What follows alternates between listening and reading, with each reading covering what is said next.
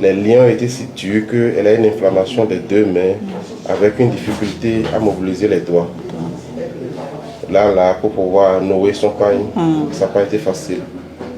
Papa le polo alors et quand je jomi do y na yo lo de ni na mi le cambo no mi ni blind e bla mi do atin bla fo awele alo awele o flo mi do kule no mi bo do tak mi ayo men bo do jivi awero kon mi do jivi awo me bo fun awo do kon mi bo de mi jeme bi alors jawe bo douleur sentie.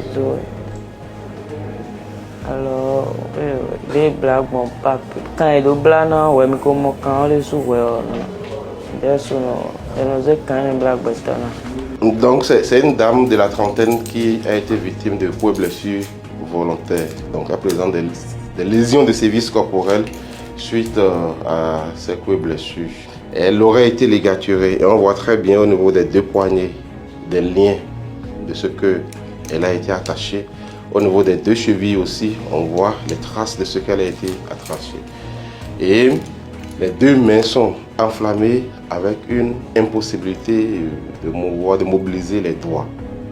À part ça, au niveau du corps, elle a plein de lésions, de plaies en bonne voie de cicatrisation. Derrière, c'est un choc psychologique et on sent qu'elle a été secouée. Donc, on va demander l'avis des psychologues pour nous aider à la gérer. Un peu comme vous pouvez l'imaginer, elle est vraiment affectée. Parce qu'à l'écouter, ses propos vont un peu de coq à l'âne. Donc, elle est affectée sur le plan psychologique. Et à ce niveau, on aura besoin forcément de l'encadrer, de l'accompagner pour qu'elle retrouve ses sens. Dans le cadre de notre convention avec l'INF, la victime n'a aucun souci financier à avoir pour sa prise en charge. Et donc, merci pour cette action que vous avez menée de façon très prompte. Et nous également, nous allons jouer notre partition. Je tiens à remercier le chef de l'État, son Excellence Patrice Talon, pour les réformes engagées dans ce domaine-là. C'est du jamais vu. Une telle prise en charge, moi, je n'ai jamais vu ça.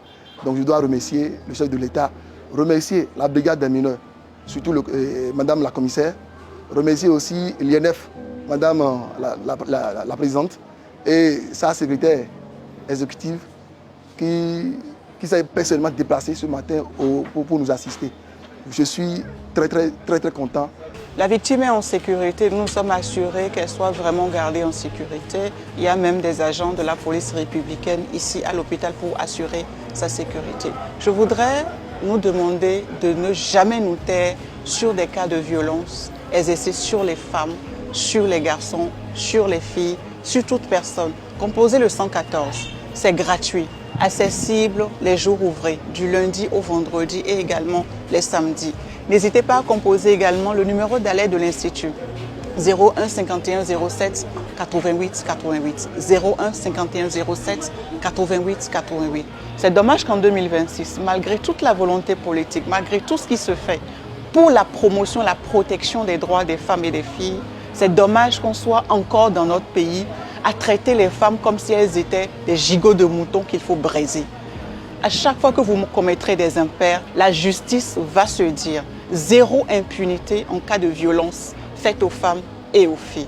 Vous allez toujours avoir l'Institut national de la femme sur votre dos parce que c'est inconcevable, c'est inadmissible qu'on puisse traiter une personne de la sorte.